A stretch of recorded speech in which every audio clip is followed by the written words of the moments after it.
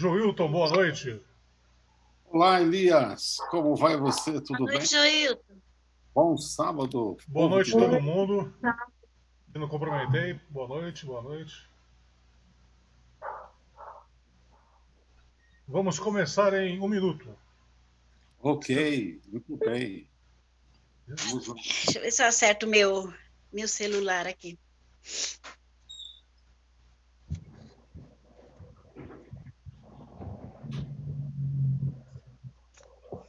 Ô, Elias, eu te mandei uma pergunta no seu celular depois, hein? Ok.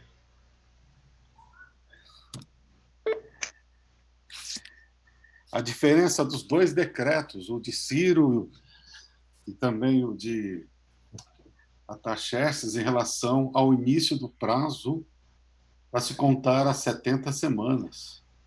Não são 2 decretos, são 3 decretos. Qual deles que a gente começa a contar? Essa é a Isso. questão. E tem também lá algumas coisas dos relatos nos dois. Eu citei os textos. Depois vamos bater um papo depois Eu do. conheço um doutor nesses assuntos. É o Joilton, conhece?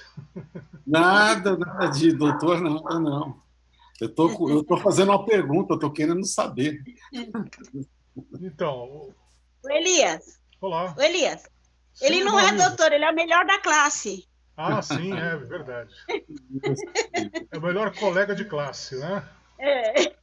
Classe, aí tudo bem. Como é que vocês estão? Tudo bem? Tudo em paz? Tranquilos? Paz, graças a Deus. Graças a Deus com saúde. Aí tá bom, tá bom. Então, são 3 decretos. Quando eu digo que as profecias de Daniel começam em Jeremias, às vezes as pessoas não falaram isso para mim, né? Mas está em Jeremias 5, se eu não me engano, é 30. Exato. Então, os decretos lá. E tem. Depois a gente fala. Chegou o chefe. O chefe está presente. Cadê? Tô te Claridade vendo na aí, área. você que chegou, seu bonitão, tudo bem?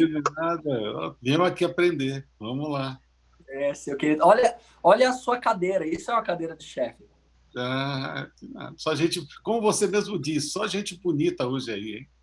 Seu lindão, querido. Só gente bonita. Só gente bonita, inteligente, é o povo de Deus. Louvado seja Deus por isso. Vamos dar início aqui ao. Vou pedir. Quem ainda não orou, hein? Quem ainda não orou? Vou pedir para Vera Lúcia fazer essa oração. Pode ser? A Verinha de Jair Carvalho? Ora, por favor, Pode meu amor. ser. Por favor, minha linda. Pode orar. Vamos fechar nossos olhos. Querido Deus e bondoso Pai, nós somos gratos, Senhor, porque nós ainda temos a oportunidade de nos reunirmos, Senhor, em Teu nome. Que o Senhor Deus seja conosco nessa noite, nesse estudo que vai ser feito, e nós possamos, ao final dele, terminar cheios de aprendizado e do Teu Espírito, Pai querido. Abençoe cada família que está aqui, aqueles que também não estão podendo estar nesse momento, que o Senhor abençoe cada um, Senhor Deus, das nossas famílias, da nossa igreja e das igrejas por aí, pelo mundo, Senhor Deus. Pedimos o seu conforto, o seu amor por nós, e pedimos que o Senhor nos proteja, principalmente nós que somos de mais idade, corremos mais risco, mas que o Senhor esteja conosco, Pai. Em nome de Cristo Jesus nós pedimos. Amém. Amém, coisa Amém? linda. Muito obrigado. Mais uma vez quero cumprimentá-la a todos. Acabou de chegar aqui a Ângela. Seja bem-vinda, querida. Muito boa noite. Muito boa noite. Nós estamos avançando num estudo bastante complexo, mas extremamente revelador e que tem tudo a ver com os dias que nós estamos vivendo. A gente está na terceira noite que a gente trata desse assunto e eu acredito que hoje a gente vai concluí-lo, tá bem? Nós estamos identificando quem é o chifre pequeno que aparece lá em Daniel, capítulo 7. Nós estamos vendo a atividade dele, as evidências que a Bíblia apresentam a respeito dele. Na verdade, no primeiro e no segundo estudo, desde a primeira evidência, já tinha sido mostrado, quando a gente olha para a história, já tinha ficado claro quem era este poder que a Bíblia menciona que apareceria no final dos tempos, aliás, há muito tempo e que prevaleceria até o final dos tempos, até antes da volta de Jesus. E a gente tem vindo buscando encontrar evidência por evidência. Na primeira já ficou claro, na segunda confirmou, na terceira mais ainda. E hoje as confirmações aumentarão, e hoje eu penso que nós chegaremos a qual é então a marca da besta. Qual é a marca da besta? Vimos aqui que o poder que é apresentado em Daniel 7 como o chifre pequeno é o mesmo poder que é apresentado em Apocalipse 13 como a besta que emerge do mar. E é a besta que emerge do mar, unida à besta que emerge da terra, que vai impor à humanidade a marca da besta. A marca da besta. E nós hoje vamos descobrir que marca é essa de acordo com a Bíblia, tá bem? Eu quero retomar com vocês, vocês estão enxergando aí o texto de Daniel 7:25 aí, divididinho de em A, B, C, D, E? Estão enxergando na tela aí, escrito em vermelho? Sim? Sim. Ok. Eu subdividi o texto aqui em 5 pontos, porque são 5 aspectos que Daniel 7:25 apresenta para nós a respeito do chifre pequeno. Quando a gente olha a primeira parte do texto, diz que esse poder proferiria palavras contra o Altíssimo, ou seja, blasfemaria contra Deus. Este poder não apenas atacaria reinos humanos, mas tentaria um ataque contra o Altíssimo, contra o próprio Deus. Em segundo lugar, o ponto está aqui destacado como B, a Bíblia diz que este poder magoaria os santos do Altíssimo, ou seja, infligiria feridas, machucaria, prejudicaria, perseguiria e mataria os filhos de Deus, o povo de Deus que procuraria viver de acordo com a Bíblia. C, outro ponto do texto de Daniel 7:25, está na Bíblia, tá? Eu categorizei aqui, mas são as exatas palavras que estão na Bíblia. Daniel 7:25 diz também que este poder cuidaria em mudar os tempos e a lei de Deus. Gravíssimo. Cristo disse, eu não vim destruir a lei, eu vim para cumpri-la. E Cristo viveu de acordo com a lei que ele mesmo deu. E alguém, o chifre pequeno, mudaria a lei de Deus. D, os santos lhe serão entregues nas mãos, ou seja, mais uma vez reforçando ali o que foi dito no B, magoaria os santos do Altíssimo, ou seja, ele teria também poder sobre o povo de Deus, de certa forma, e iria ter o povo de Deus como que nas mãos mesmo, para lhe causar dores e sofrimentos. E faria isso por 1 tempo, 2 tempos e metade de 1 tempo. Dessas evidências que aparecem aqui, nós já verificamos algumas. Tem uma outra que não aparece aqui. Deixa eu só confirmar o verso em que aparece, se não me engano é o verso 8. Nós começamos por ela. Deixa eu só confirmar aqui, Daniel 7. Deixa eu só confirmar se é o versículo de número 8. Daniel 7, verso 8, exatamente. Alguém pode ler, por favor, Daniel 7, versículo 8?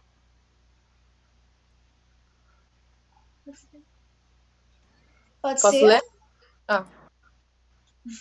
Não briguem, tá? Não precisam brigar para ler a Bíblia, tá bom? Estão me ouvindo? Quem vai ler? Pode ler, aí a Gi lê o próximo, tá, Gi? Ok. Daniel 7, verso 8, por favor, querida. Estando eu a observar os chifres, eis que entre eles subiu outro pequeno, diante do qual 3 dos primeiros chifres foram arrancados. E eis que nesse chifre havia olhos, como os de homem, e uma boca que falava com insolência. Olha só. Então, esse é o primeiro verso de Daniel 7, no qual é introduzido esse poder. Esse poder ele é chamado de chifre, é um chifre chamado de pequeno, né? Ou seja, ele começa parecendo que não tem nada de importante, que não vai causar nada. Entretanto, o texto diz que ele se engrandece de tal forma que ele derruba 3 dos 10 primeiros. Nós vimos já na história que 3 das 10 tribos bárbaras foram eliminados, desapareceram da história, são eles os... Bom, vamos ver se vocês estão bons aí. Quais são as 3 tribos bárbaras que desapareceram? Os vândalos, ostrogodos e aerulos. Repete aí, por favor. Os vândalos, os ostrogodos e aerulos. Perfeito, perfeito. Parabéns, nota 10, hein? Então foram, não necessariamente nessa mesma ordem aí, os ostrogodos, os érulos, os vândalos, os érulos, os vândalos e os ostrogodos. 3 tribos bárbaras que não subsistiram, foram eliminados. Nós já descobrimos que foi a Igreja Católica Apostólica Romana, lá atrás, ela foi fazendo, o líder religioso, o Papa, foi fazendo alianças com poderes políticos dos dias dele e, por fim, acabou destruindo essas 3 tribos bárbaras. Érulos, vândalos e ostrogodos. Boa noite, Marli. Belezura? Seja bem-vinda, minha querida. Chegou para valer, né? O Caião hoje não vai poder, né? Caio está trabalhando hoje. Tá de plantão. Está lá no hospital, Tá certo. Que Deus abençoe muito aí, tá? Fiquei feliz que você chegou. Amém. Amém. Então, vejam só. Os érulos, os vândalos e os ostrogodos deixaram de existir. E vimos que esses poderes foram eliminados por um outro poder que foi, através do poder da Igreja Romana, unido com poderes políticos. Então, essa evidência é a primeira evidência que a gente analisou e só por meio dela nós já saberíamos quem é o chifre pequeno de Daniel 7. Só que a gente continuou investigando e aí a gente foi descobrir a evidência, já pulamos para E. O tempo que esse poder dominaria.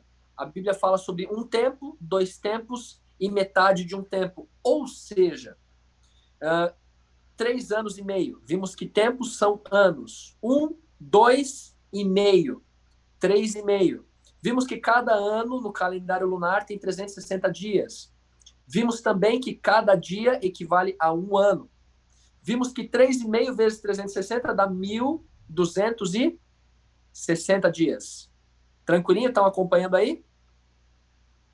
Tá tudo certinho? Sim. Ok. Então, olha só. Com tudo isso, nós chegamos, então, ao cálculo aí de que foram 1.260 anos proféticos que esse poder reinou, que este poder dominou. Teve um exército à sua disposição, uma igreja em aliança com um imperador lá atrás, né, o conhecido Código de Justiniano, né?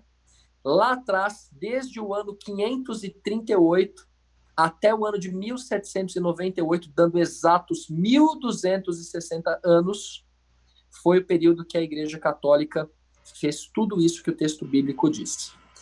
Proferiu palavras contra Deus, machucou os filhos de Deus, mudou a lei de Deus, os santos lhe foram entregues nas mãos, e o que fez aí, por um tempo, prosperou. Alguma dúvida até aqui? A gente está só recapitulando, a gente vai avançar a partir daqui. Dúvidas, questionamentos, contribuições, fiquem à vontade, tá? Aliás, a qualquer momento isso, tá? Não é só porque eu parei para fazer isso agora. A qualquer horário, pode abrir o microfone e falar à vontade. Mas só falam de cada vez, não precisam ficar brigando para ver quem vai falar primeiro, tá? Ok?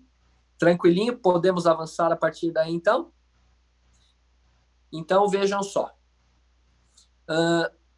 A gente já viu esse pequeno gráfico aí temporal dos 1.260 anos, quando no ano 538 foi que o Papa fez um acordo, ou melhor, o imperador fez um acordo com o Papa, o imperador era Justiniano, e ele deu ao Papa autoridade civil e poder bélico também, poder para poder guerrear, para poder mandar prender, perseguir, matar quem ele quisesse. E isso durou até o ano de 1798, porque em 1798 o general Berthier, que fazia parte do agrupamento de Napoleão Bonaparte, famoso Napoleão Bonaparte, ele prende o Papa, o general Berthier, leva para a França, e ali o Papa é morto. Então, fazendo a conta, 538 a 1798 dá 1.260 anos. Eu penso que de todas as evidências, essa é muito forte. Muito. Uma das mais fortes. Todas são, mas essa acredito que seja a mais. Porque não teria como alguém adivinhar. Não teria como alguém adivinhar, antever 1.260 anos de história. Impossível. Aliás, a gente consegue antever o que vai acontecer daqui 1 minuto? A gente consegue prever o que vai acontecer daqui 1 minuto? Eu. Não. Consegue? Vai passar 1 minuto. Pois é. Daqui 1 minuto pode cair a conexão da internet. Daqui 1 minuto muita coisa pode acontecer, né? Mas 1 minuto vai ter passado. Fato é que 1.260 anos se passaram do jeitinho que a Bíblia mostrou. Do jeitinho que Deus revelou. E essa informação chega até você e até mim. Mas tem mais informações e eu quero conferir com vocês. Vamos agora a Apocalipse, capítulo 13, versos 3 e 10. Apocalipse, capítulo 13, os versos 3 e 10. Eu vou pedir que a Vera Gomes, nossa querida Vera Gomes, faça a leitura, por favor, do Apocalipse 13, verso 3. Pode ser, Vera, querida? Aí só abre o microfone aí, por favor, tá, minha linda? Apocalipse 13, verso 3. Por favor, minha linda. Lá no finalzinho da Bíblia, o último livro, Apocalipse. Aí vai, por favor, no capítulo 13, o verso de número 3.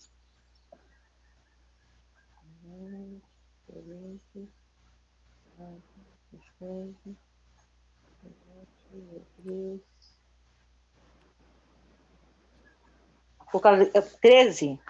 13, verso 3, por favor, querida. 13, verso 3. Agora dificuldade para enxergar. Tranquilo, minha linda. Então vi uma de suas cabeças como golpeada de morte, mas esta ferida mortal foi curada, e toda a terra se maravilhou seguindo a besta. Ok, só o verso 3 mesmo, tá bem? O 10 está em outro, está falando já de uma outra coisa. Só esse verso 3 aí, ele está mostrando para nós o que aconteceria no final dos 1.260 anos. No final de um tempo, 2 tempos, metade de um tempo. No ano de 1798, a besta foi ferida de morte. O Papa foi levado e, de fato, morreu ali na França. E pareceu que o sistema romano, a igreja romana, tinha falido, tinha chegado ao seu fim, o seu poder não existia mais, não poderia mais perseguir, não poderia mais matar. E isso aconteceu no ano de 1798. A Bíblia também havia falado a respeito disso em Apocalipse 13, verso 3. Quando o poder ali, quando Napoleão Bonaparte, ele tirou o poder das mãos do Papa, a história nos conta que então a Igreja Católica ela foi desapropriada dos 5 estados que tinha na Itália. E lhe foram tirados os poderes temporais. E, como mencionei já, o líder religioso foi levado para a França e ali ele morreu. Só que o mesmo verso que você leu, Vera, ele diz que essa ferida mortal foi curada. Ou seja, se pareceu por um momento que a Igreja Romana ela tinha sido destituída de todo o seu poderio, de toda a sua autoridade civil, o texto diz que a ferida seria curada. E toda a terra iria se maravilhar e iria voltar a seguir a besta. Impressionante. Será que isso já aconteceu? Quando a gente vai dar uma olhadinha na história, isso aconteceu no ano de 1929. Para isso a Bíblia não marcou data, mas a Bíblia marcou o evento da ferida mortal, o início da cura dessa ferida. E aqui o texto dá a entender o seguinte, né? Essa cura ela é progressiva. E ela começou no ano de 1929. Vocês já devem ter ouvido falar em Mussolini. Benito Mussolini, ele assinou uma concordata em 1929 com o mesmo poder religioso, com a Igreja Católica. E deu a ela os 44 hectares que hoje são o Vaticano, que são um estado, né? Um país. Pode-se dizer que é um país. E assim a ferida mortal começou a ser curada. E a Bíblia diz que a partir daí a terra, todos os habitantes da terra se maravilharam e seguiram a besta. O que é que vocês acham disso? Um de cada vez, tá? Fiquem à vontade aí para comentar. Não querem? Estão bravos comigo? Estão tristes? Vocês estão chateados? Vocês estão entendendo tudo? Ou vocês não estão entendendo nada? Diga aí, Vera, querida. Perfeito. Tranquilinho? Eu quero fazer um comentário. Por favor, Vera. Se foi dado como a cura, então lá é uma terra santa. Ou não? Então, meu amor, quando esse poder se levantou, infelizmente, ele se levantou lá atrás, tá? Quando a gente olha a história da igreja romana, olhando para a Bíblia, na Bíblia tem a igreja de Roma, tem a carta aos Romanos, está na Bíblia. Mas não havia só a igreja de Roma, havia outras igrejas que eram muito importantes, muito importantes. A de Roma, ela foi se destacando com o tempo, né? Era a igreja na qual entende-se ali que Pedro, ele estava ali à frente dela, na igreja de Roma. Inclusive, a igreja católica afirma que Pedro foi o primeiro papa. A igreja católica, ela pega essa informação e utiliza como se Pedro tivesse sido o primeiro papa, e desde então vem uma sucessão de líderes da igreja, por isso tem tanta autoridade o papa, isso segundo a igreja católica, tá bem? Porém, quando a gente vai olhar para a história, a gente vai ver que a igreja ela foi se afastando da Bíblia. Porque a igreja ela começou a introduzir no cristianismo elementos não cristãos, elementos pagãos, como a gente vai ver um deles hoje, tá bem? Mas deixa eu dizer para vocês uma coisa. Vários ensinos foram distorcidos. Por exemplo, o estado dos mortos. Como que os mortos estão agora?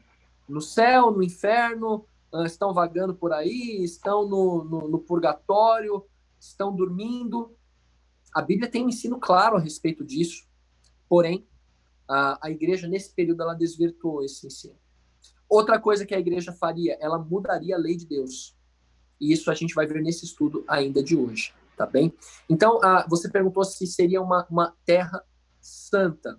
Biblicamente falando, não, tá bem? É um lugar onde o cristianismo foi também estabelecido lá atrás, mas infelizmente a igreja romana, ela se afastou completamente da palavra de Deus. E é por isso que ela é, inclusive, identificada pela Bíblia, por várias evidências, como o poder que é o chifre pequeno, como o poder que é a besta que emerge do mar, como o poder que está contra Cristo.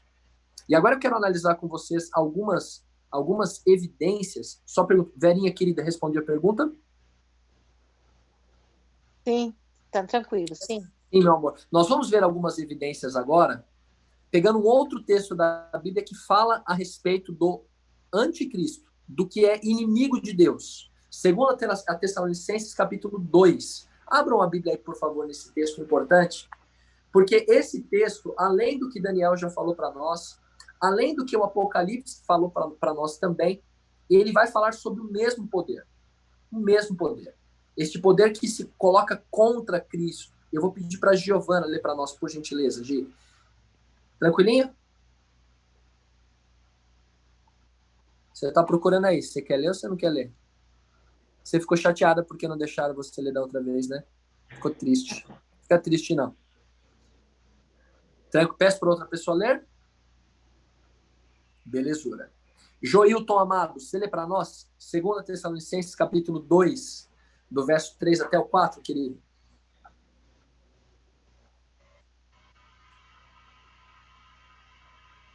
Aí só abre o microfone, por favor, querido.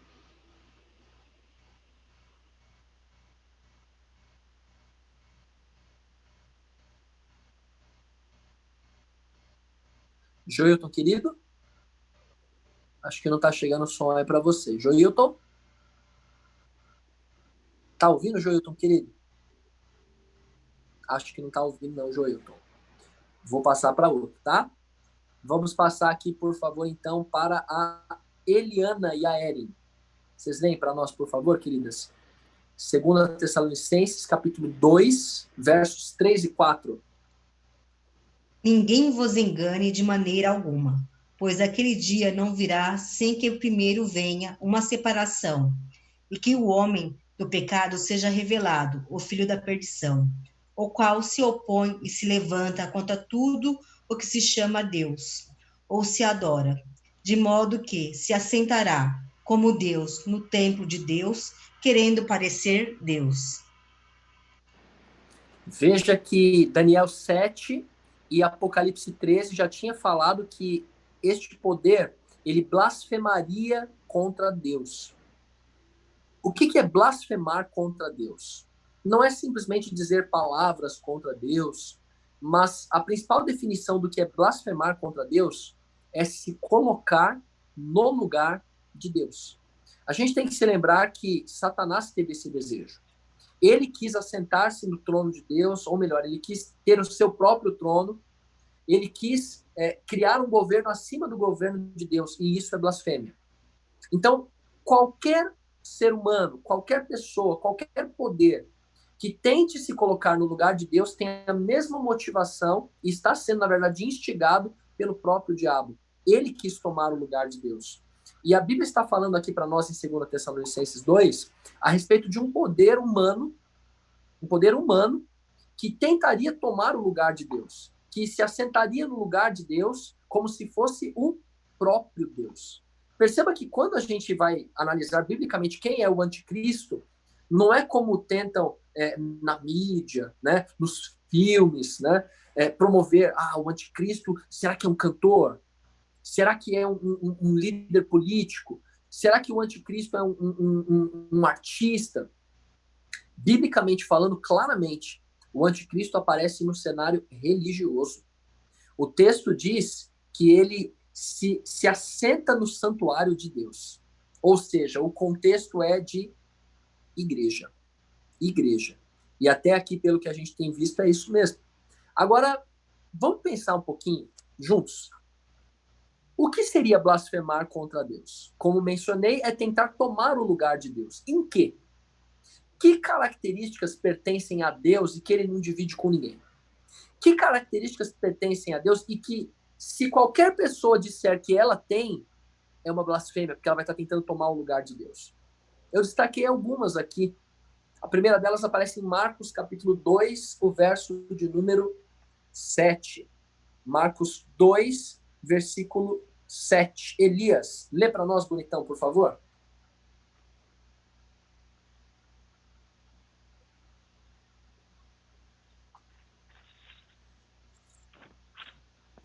Ok. Eu vou colocar aqui na tela também, tá? Eu estou procurando aqui a letra pequena. Porque esse homem fala assim, está blasfemando, porque ele pode perdoar pecados, quem pode perdoar pecados a não ser somente Deus? Pergunta. Olha que legal essa narrativa. Nessa narrativa a gente vai encontrar Jesus curando um homem, e ao realizar essa cura, Jesus acrescenta dizendo o seguinte: olha, filho, estão perdoados os teus pecados. E os religiosos dos dias de Jesus ficaram inconformados, indignados. E o que eles falaram estava certo e errado ao mesmo tempo. Certo porque, realmente, só Deus pode perdoar pecados. Seria uma blasfêmia um homem dizer que perdoa o pecado de alguém. Mas eles estavam errados, por quê? Porque eles não reconheceram que Jesus é Deus. E que Jesus tinha, sim, autoridade para perdoar pecados. Aliás, esse texto é um texto que evidencia a divindade de Jesus. Porque ele perdoou pecados. E perdoar pecados é um atributo de Deus. É algo que só Deus pode fazer. Então, se um dia você conversar comigo, posso ser pastor, posso ter sido ungido para ser pastor na Igreja Adventista do Sétimo Dia. Se você conversar comigo, eu virar para você e falar assim, ó, meu filho, minha filha, pode ir, seus pecados estão perdoados. Blasfêmia? Absurdo. Nenhum homem tem direito de falar um negócio desses. Absurdo.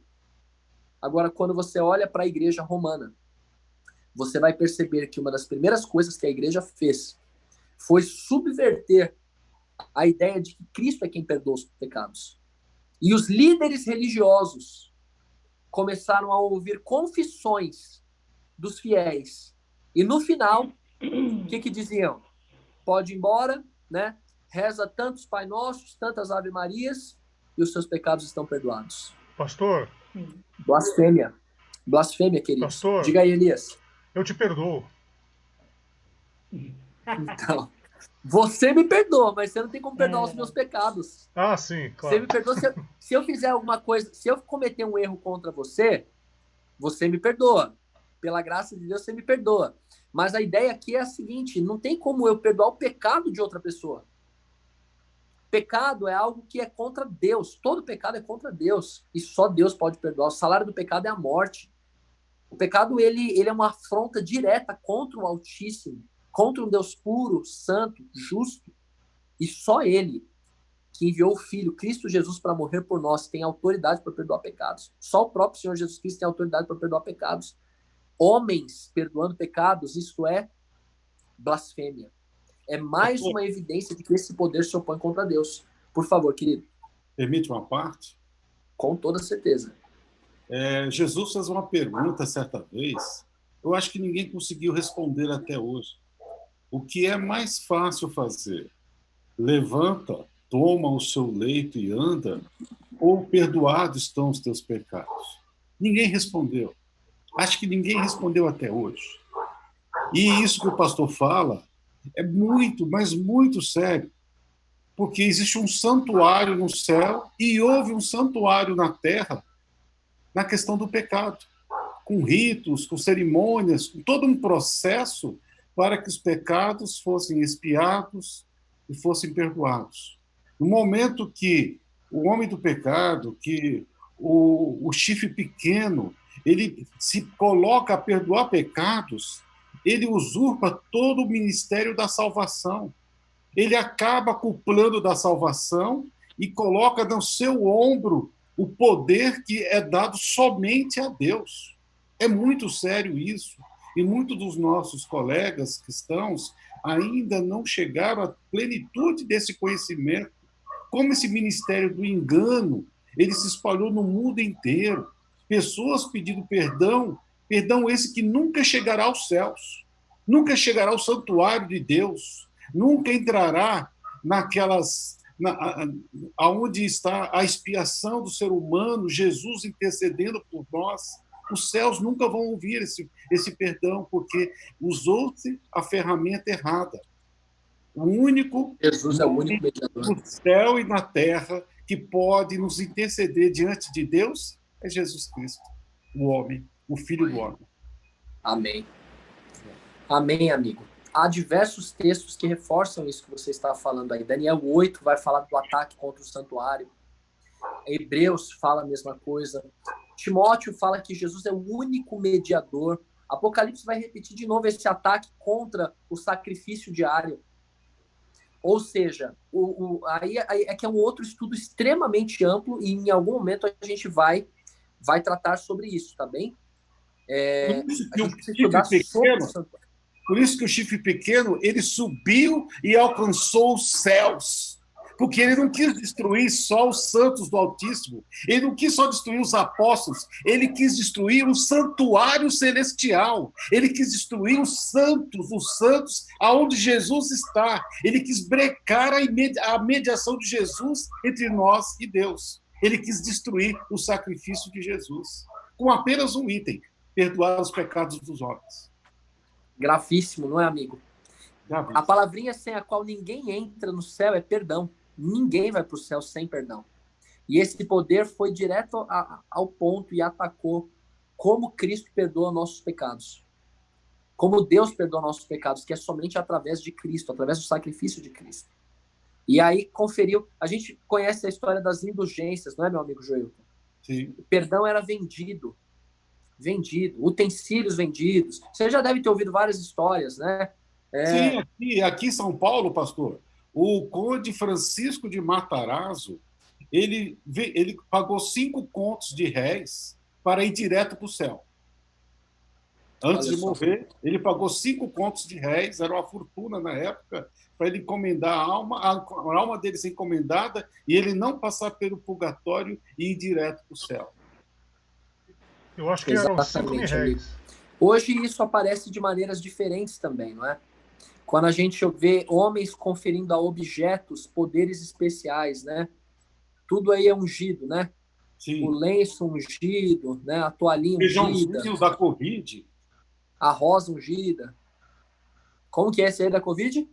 Um grão de feijão, se você pagar R$ 1.000 no grão de feijão, você cura da Covid. Você não pega a Covid. Foi Só até o Jesus Ministério Cristo, né? Público esse aí. Entendeu? Misericórdia, é grave, né? Isso é grave. É grave. Infelizmente, o ser humano cai nessa conversa. Tem gente que cai nessa conversa. E naqueles dias no qual a Igreja Católica fez isso, eles tiraram a Bíblia da mão das pessoas.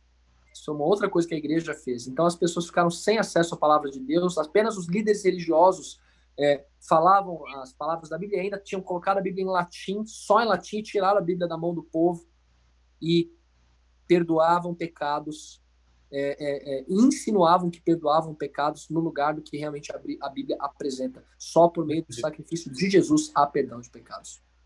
A Vera levantou a mão. Diga aí, Vera, querida. Pastor, o que me veio na mente nessa reflexão é que será que, eu acho, né, a visão que me passou é que a igreja utilizava a questão do perdão dos pecados, que as pessoas tinham que procurar a igreja para ter o perdão dos pecados, como uma forma de controlar também as pessoas. Não seria um pouco isso também? Também, com certeza, minha irmã. Com certeza. Com toda certeza, querida. Não há dúvida, viu? A igreja tinha um poder muito forte sobre as pessoas. A gente tem que lembrar que a igreja estava unida ao Estado, né? Se acontecesse uma denúncia, se houvesse uma denúncia, um familiar quisesse denunciar o outro, um vizinho denunciasse o outro e falasse, olha, essa pessoa aqui não está seguindo o que a igreja tá ensinando. A pessoa era levada para o tribunal, para a Inquisição, né? A gente tem que se lembrar, aqui a gente já está tocando no outro ponto, né? Essa questão do magoaria os santos do Altíssimo, que nós temos lá em Daniel 7:25. Alguns anos atrás, não muitos anos atrás, um papa, foi o João Paulo II, não foi, me corrija se eu estiver errado, ele pediu perdão à humanidade pelas atrocidades que a Igreja Católica cometeu no período da Santa Inquisição. Foi um período que a Igreja matava, das maneiras mais atrozes possíveis, pessoas que iam contra as doutrinas, os dogmas da Igreja. Então havia um controle muito intenso, sim, Vera, querida. Muito forte esse controle que havia. Pastor. Elias, por favor. Rapidamente. Vários papas nos últimos 50 anos... Está fechado seu microfone, Elias. Está fechado o microfone. Oh, perdão, muito obrigado. Rapidinho. Muitos papas nos últimos 50 anos pediram publicamente perdão para diferentes e vários assuntos. Assuntos antigos e assuntos atuais. É só isso. Tranquilo, amigo. Sim, há algumas coisas que a igreja fez. Gente, eu acho que é importante abrir um parênteses aqui para dizer o seguinte. A Bíblia ela não fala de pessoas, tá? Eu não entendo que a Bíblia está falando nem de um homem específico, um papa específico. A Bíblia está falando de um sistema. Um sistema. Através desse sistema, todas essas coisas aconteceram. A lei de Deus foi mudada, os santos foram perseguidos. Não foi um homem. Um homem. Claro que tem um líder representando, mas a Bíblia não está falando de um homem, a Bíblia está falando de um sistema. E é esse sistema que é o chifre pequeno, que é a besta que emerge do mar. Não é um homem, é um sistema. Esse sistema religioso. Vamos avançar? Então, uma das características que é blasfêmia, perdoar pecados. O que mais seria blasfêmia? Vamos ler 2 textos aí. Esses vocês me permitem ler? Atos 10, 25 e 26. Atos 10, 25 e 26, acompanhe aí, por favor. Atos 10, versos 25 e 26. Diz assim: aconteceu que, indo Pedro a entrar, lhe saiu Cornélio ao encontro e, prostrando-se-lhe aos pés, o adorou. Mas Pedro levantou, dizendo: ergue-te, que eu também sou homem. Olha só, aqui a gente encontra uma situação no livro de Atos, na qual Pedro, que é mencionado pela igreja como o primeiro papa, a igreja católica afirma que ele foi o primeiro papa, um homem tentou se ajoelhar na frente dele para adorá-lo. O que Pedro falou? Tá doido, homem? Para com isso, se levanta, eu sou homem, você não pode se ajoelhar na minha frente, não, eu não posso ser adorado, para com isso. para com isso, deixa disso. Não me adore, eu sou só um homem. Pedro não aceitou a adoração de Cornélio. Outro texto importante, Apocalipse 22, versos 8 e 9. Pedi para a Nilza ler, você lê melhor que eu, Nilza. Lê para nós aí, por favor. Apocalipse 22, versos 8 e 9. Só abre o microfone, por favor, minha querida.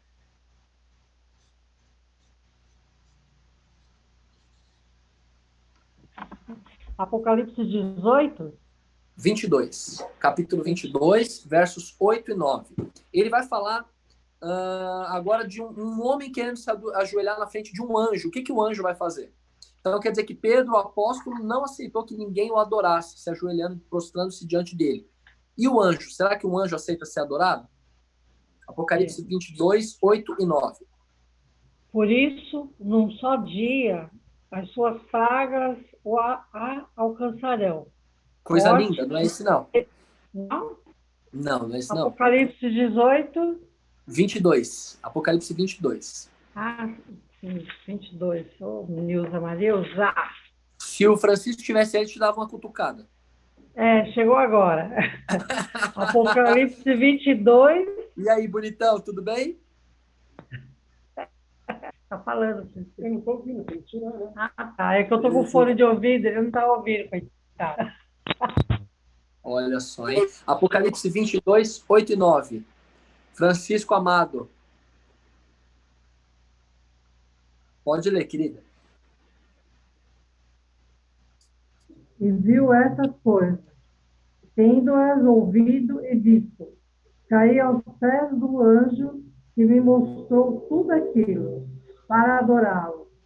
Mas ele me disse, não faça isso, sou servo como você e seus irmãos, os profetas, e como os que guardam as palavras desse livro. Adore a Deus. João, no final quando estava acabando de receber a revelação do Apocalipse, fez uma besteira. Ele ficou tão encantado, tão maravilhado com tudo que ele tinha visto, que ele se jogou aos pés do anjo para poder adorar o anjo.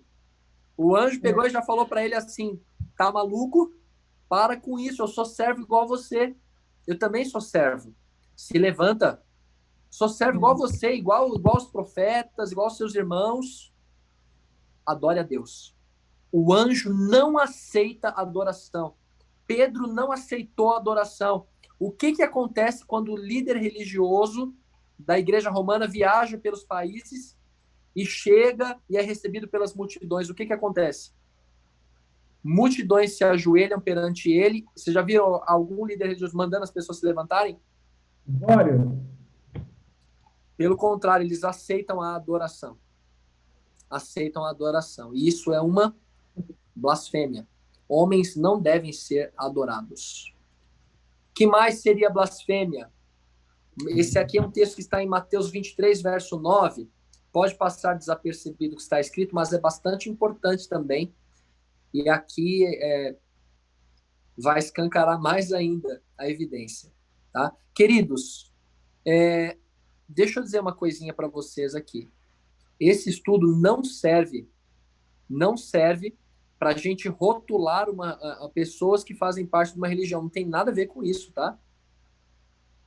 Eu fui católico, minha família, parte dela é católica, parte espírita, e há pessoas maravilhosas em todas as igrejas, em todos os lugares, até pessoas que não creem em Deus, há pessoas que são maravilhosas.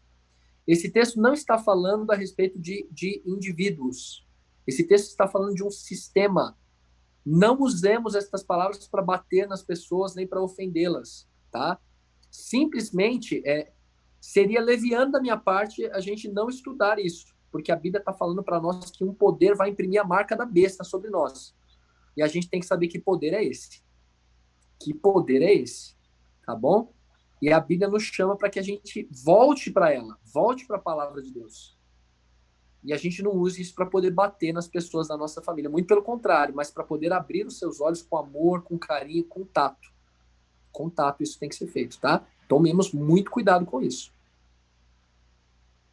Muito cuidado.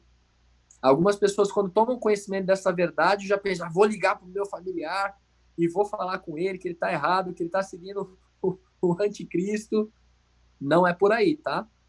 Não é por aí. Mateus 23, verso 9. Vera Lúcia, pode falar, minha linda.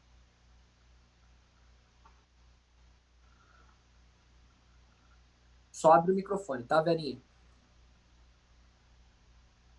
Você levantou a mão aí, né, Vera? Isso, por Uma favor. experiência que eu tive, que eu tava... A minha mãe, ela era muito católica. E o pastor, nosso pastor, na época, era o pastor Manuel. E ela faleceu. E o pastor Manuel permitiu que ela fosse velada na nossa igreja. E aí o meu filho e um namorado da minha filha tinha a perua, tudo, né? Eles trabalhavam com lotação e eles foram e trouxeram os vizinhos dela, que eram todos da igreja católica, trouxeram para a nossa igreja, aqui na Guaraxaí. E eles precisam de ver o respeito deles.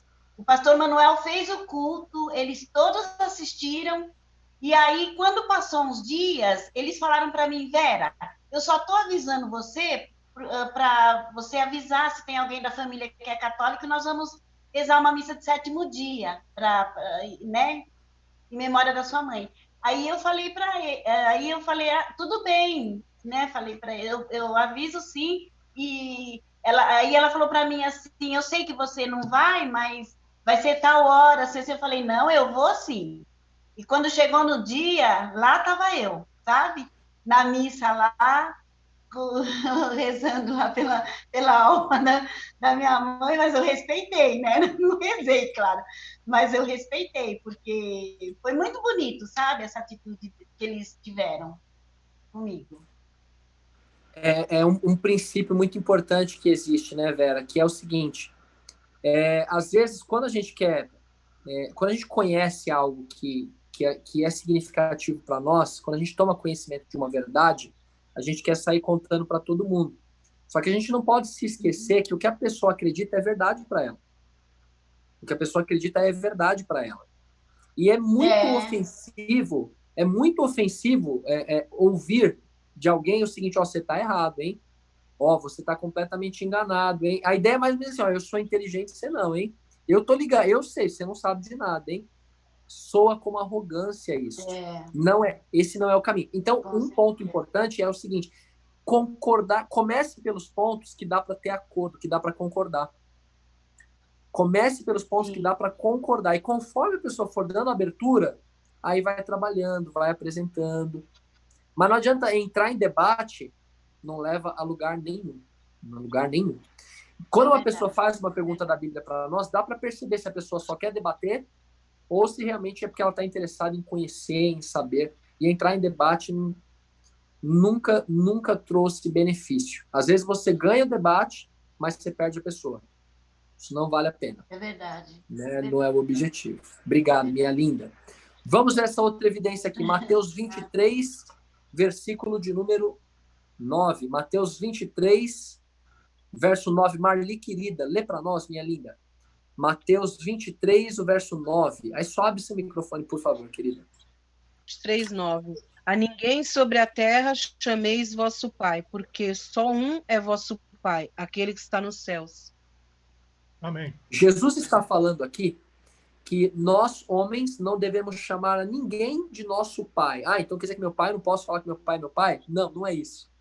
Jesus está falando aqui no sentido espiritual, como uma autoridade na minha vida, alguém que tem autoridade sobre a minha vida espiritual, pai, nesse sentido. Só um tem esse poder, só um tem essa autoridade. E é o que Jesus ensinou a gente falar com ele na oração. Pai nosso. Pai nosso. Só ele é o nosso Pai. Só ele é o nosso Pai no sentido espiritual, no sentido de autoridade sobre a nossa vida espiritual. Sabe o significado da palavra padre em português? Pai, né? Pai. E sabe papa? o significado da palavra papa? Sabe o que significa papa? É pai também, né? Papai. Papai. Papai. Padre significa pai e papa significa papai. Pode parecer uma coisa boba, Mas a Bíblia, os líderes religiosos são chamados de presbíteros, bispos, pastores, nunca de pais. São bispos, presbíteros, pastores, mas nunca pais. E a igreja, até isso a igreja pegou para si. Colocou cada líder religioso como sendo os pais, no sentido espiritual, com autoridade, inclusive, para perdoar pecados. Pode parecer uma coisa pequena, mas Jesus nos alertou quanto a isso em Mateus 23, verso 9. Isso é uma blasfêmia. Exigir que me chamem de pai no sentido espiritual. Blasfêmia. Blasfêmia. Outra blasfêmia. Efésios 5, 23 vai mostrar para nós. Efésios 5, verso 23. Quem gostaria de ler aí? Não briguem de novo, tá? Efésios 5, verso 20. A gente saiu chateada dessa última briga que teve aí. Pra... Brincadeira. Efésios 5, verso 23. Quem lê para nós? Pronto. Estou Vou colocar aqui sendo na... ouvida? Pronto. Com certeza. Pode ler, Verinha. 5:23, né? Porque o marido é o cabeça da mulher, como também Cristo é o cabeça da igreja, sendo este mesmo o salvador do corpo. Então, quem é o cabeça da igreja de Deus? Cristo. Quem é o cabeça? Jesus Cristo. Quem? Jesus Cristo. Jesus Cristo é o cabeça da igreja. Ele manda na igreja, ele tem autoridade sobre a igreja. É ele quem determina para que lado a igreja vai. A gente sabe que é a cabeça que manda no corpo, né? É o cérebro, é a mente. É o que determina o rumo para onde a igreja deve ir. Jesus é o dono da igreja, é o cabeça da igreja. É aquele que tem autoridade sobre a igreja. Sabe o significado da expressão sumo pontífice? Sumo pontífice é uma atribuição que é dada ao Papa pela Igreja Romana. O significado de sumo pontífice, sabe qual que é? Não sei. É o cabeça, é aquele que tem a autoridade máxima na igreja, é o sumo pontífice, Ponta, né? é aquele que está no topo, é aquele que está no nível máximo da igreja, né? Inclusive, um outro título atribuído ao Papa é o vigário do Filho de Deus. Vigário significa substituto. A ideia é a seguinte: Jesus se ausentou desse planeta, voltou para o céu. Quem ficou aqui no lugar dele? O Papa. Então, ele é o cabeça da igreja. Inclusive, a Igreja Católica agora deixou de um pouco desse discurso, mas se você for a fundo, você vai ver que ainda é isso. Mas a ideia é a seguinte: não é a Bíblia que tem autoridade sobre a igreja, é a igreja que tem autoridade sobre a Bíblia. De maneira que a palavra do líder religioso da igreja, se ele disser assim, ó, a Bíblia está falando tal coisa, mas eu digo que isso aqui foi deixado de lado, a partir de agora é outra coisa, fica a autoridade do líder da igreja, porque ele é reconhecido como cabeça da igreja.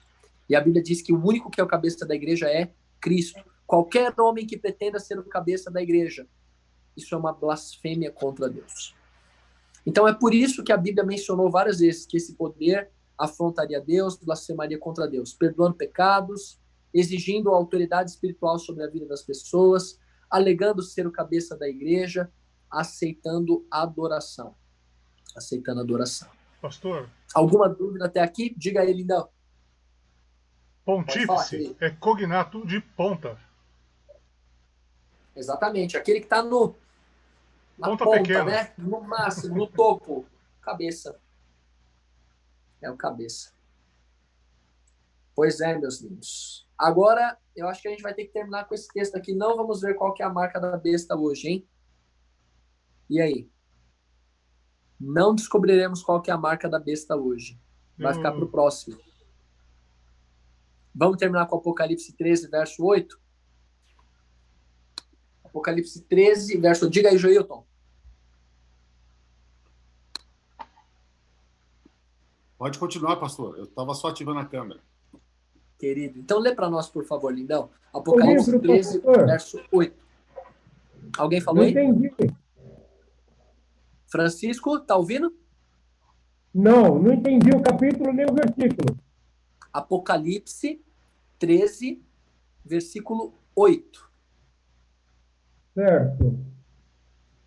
Apocalipse 13, verso 8. Vamos ler esse e apenas mais um, e aí, de minha parte, eu fecho aqui, e aí fiquem à vontade, tá? Caso queiram acrescentar textos, fazer comentários, eu só não quero prolongar por causa do horário, tá? Perfeito, pastor. Leitura de Apocalipse 13, versículo 8. Por favor, querido. E adorá-lo-ão todos os que habitam sobre a terra, aquele cujos nomes não foram escritos no livro da vida do Cordeiro, que foi morto desde a fundação do mundo. Isso é muito sério, né, amigo Joelton?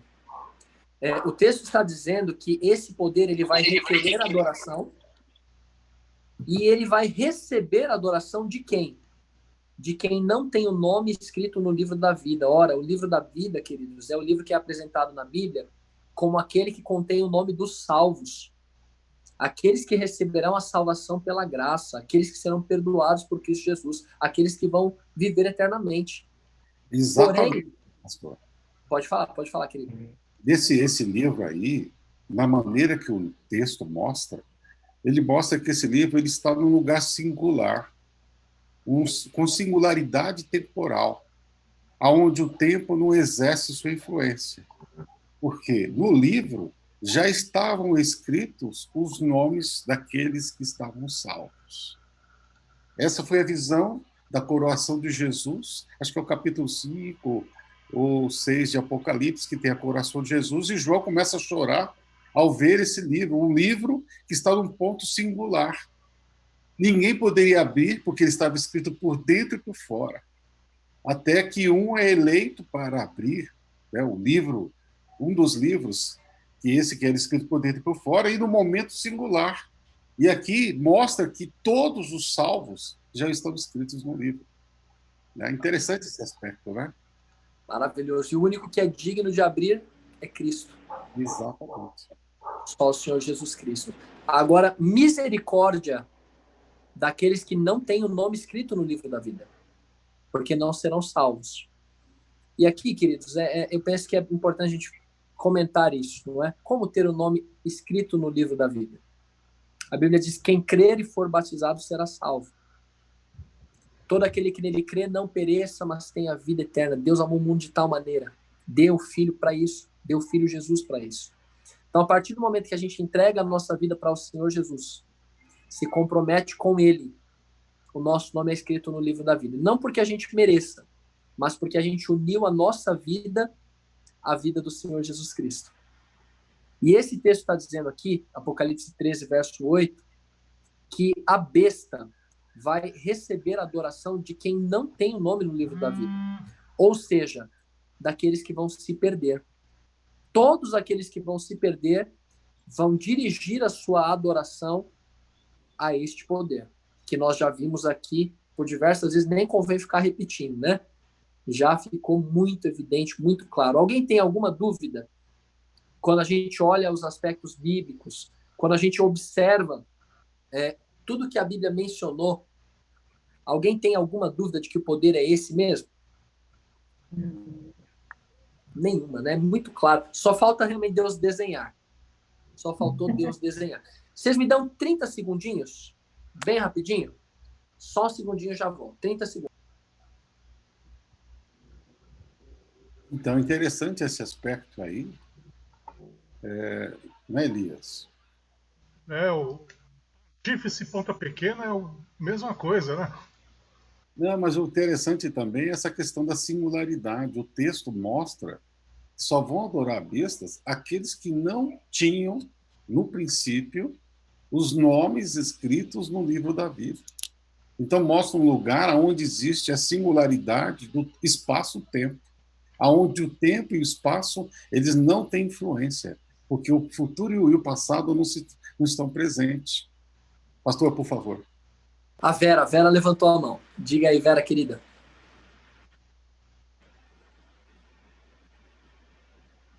Só abre o microfone, Verinha. Acho que você talvez esteja falando, mas o microfone não está aberto, não. Vera Lúcia. Verinha, pode falar. Diga. Você levantou a mão. Acho que foi sem querer. Levantou a mão sem querer. Acho que eu levantei a mão sem querer, não é nada. Foi para pedir para ir ao banheiro, né? Mãozinha aqui mesmo. Você levantou para pedir para ir ao banheiro, não foi? Estava espreguiçando, assim. Linda, querida. Agora veja só. O ponto, então, é adoração. Vamos terminar agora lendo Apocalipse também. Vamos ler o capítulo 13, verso 2. Porque quem é que está por detrás desse poder que vai exigir adoração? Posso ler? Apocalipse 13, verso 2. Elias? A besta que vi era semelhante a um leopardo, mas tinha pés como os de urso e boca como de leão. O dragão deu à besta o seu poder, o seu trono e grande autoridade. Então, assim... Queridos, isso não é brincadeira.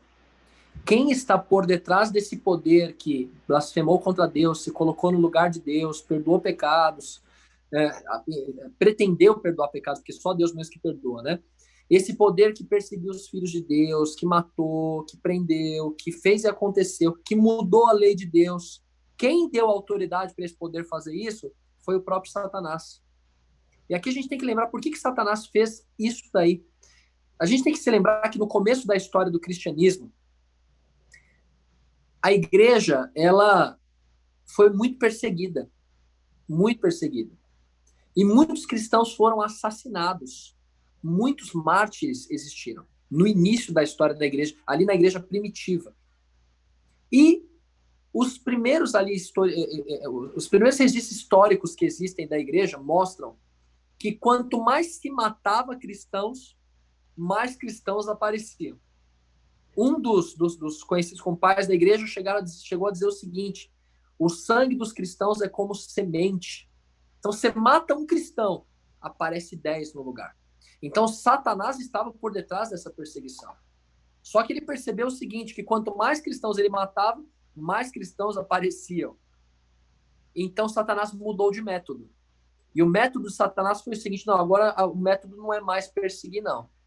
Para poder enganar a massa agora, para poder enganar um grupo maior, muito maior de cristãos, vamos fazer o seguinte: agora eu vou introduzir erros na igreja. Agora serão introduzidas heresias, blasfêmias, serão introduzidos ensinos antibíblicos. Ou seja, quem está por detrás de tudo isso, como está dizendo para nós aqui Apocalipse 13, 2, foi Satanás que esteve por detrás de tudo isso. Então, sabe o que isso significa? Que essa adoração que vai para esse sistema, na verdade, em última instância, vai para o próprio Satanás.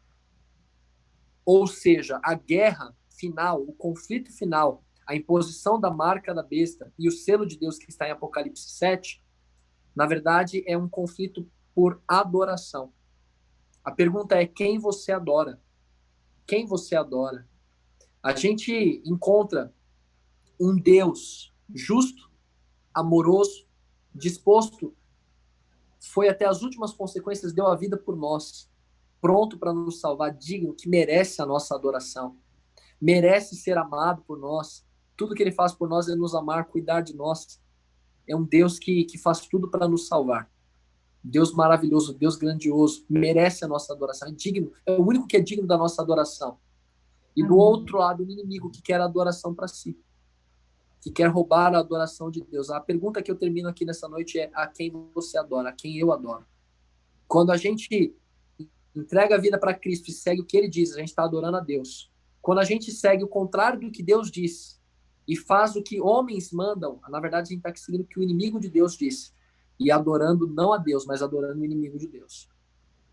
Então eu queria deixar esse pensamento aí. A quem é que a gente adora? 2 pessoas ergueram as mãos aí. Fiquem à vontade para falar, tá? Foram as 2 Veras, hein? Vamos ver se a Vera Lúcia agora está brincando de novo ou se é de verdade. Coisa linda da minha vida. Não, pastora, que eu não sei abaixar a mão. Ah, você tá de brincadeirinha. Coisa linda. Eu não consigo baixar, eu não sei como é que faz. Te amo, meu amor. Tô brincando com você. Vou baixar aqui. Então, a Vera Gomes ergueu a mão aí. Diga aí, Vera, querida. Pastor, eu queria só entender o seguinte. Quando coloca assim, né? A besta que vi era semelhante a leopardo, com os pés como de urso e boca como de leão. É para demonstrar o quê? Que é uma aberração? É uma figura aberração? Ótima pergunta, Vera. Ótima pergunta. Ótima pergunta. Quando a gente estudou Daniel capítulo 7, a gente, no comecinho desse estudo aqui, a gente começou por Daniel 7, Vera. Daniel 7 mostra uma visão que Daniel teve, na qual ele foi mostrado para ele 4 animais muito grandes aparecendo. E esses animais eram um leão, um urso, um leopardo e o último era um animal terrível e espantoso. E esses 3 animais, primeiros aí, o leão, o urso e o leopardo, simbolizavam 3 impérios mundiais que existiram, sendo eles o leão, a Babilônia, o urso, o Império Medo-Persa, e o leopardo, a Grécia. Esses 3 poderes desapareceram da história. Esses 3 poderes, eles caíram. Houve uma sucessão de impérios na história mundial. Se você não pegou, Verinha amada, esse estudo, eu vou te mandar o vídeo dele, tá? Aí vai ficar um pouquinho mais claro o que eu estou lhe falando aqui. Mas a ideia é a seguinte. Ora, se esses poderes caíram, se esses impérios caíram, como pode essa besta ela ter semelhanças com leopardo, pés de urso e boca de leão? Isso significa que este poder conservaria algo de cada um dos reinos anteriores. E qual que é a característica incomum desses reinos anteriores? Todos eles eram idólatras. Todos eles eram pagãos. Todos eles eram politeístas, não adoravam o verdadeiro Deus. Portanto, quando fala a respeito desta besta, e fala que ela era semelhante ao leão, ao urso e ao leopardo, isso quer dizer o seguinte, que ele traz características destes reinos. E no sentido espiritual, eles adoravam falsos deuses. Falsos deuses.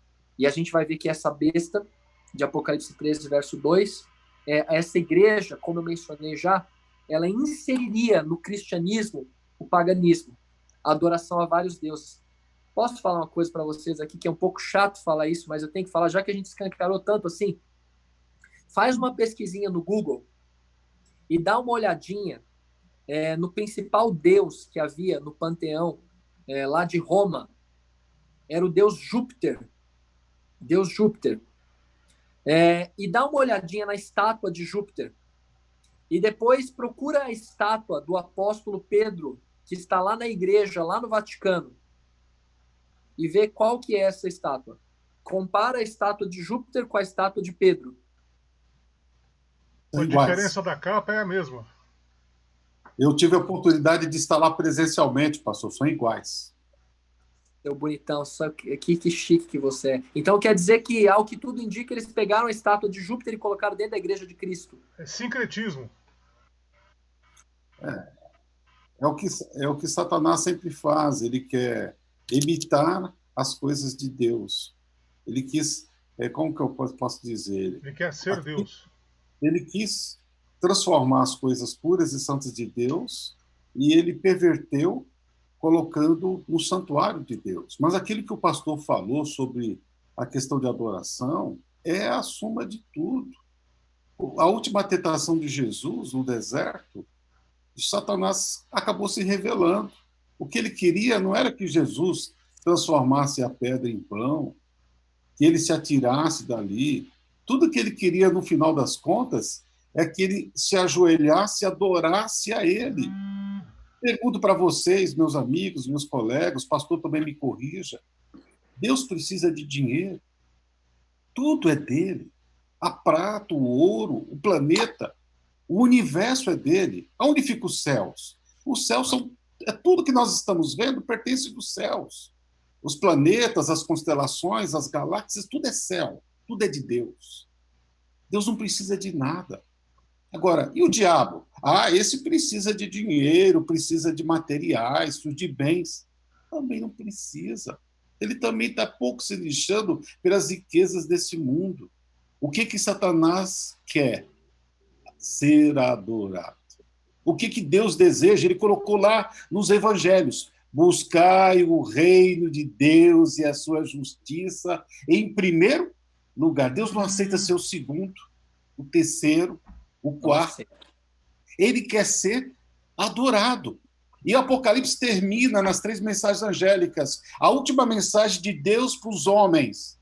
Adorai, o que diz? Temei a Deus e dá-lhe glória. Ele está chamando todos os homens da terra.